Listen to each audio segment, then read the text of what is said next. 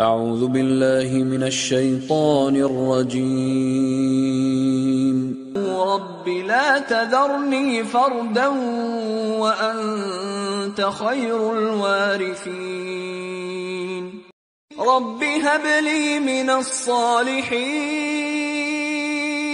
ربنا هب لنا من أزواجنا وذرياتنا قرة أعين وجعلنا للمتقين إماما. رب هب لي من لدنك ذرية طيبة إنك سميع الدعاء.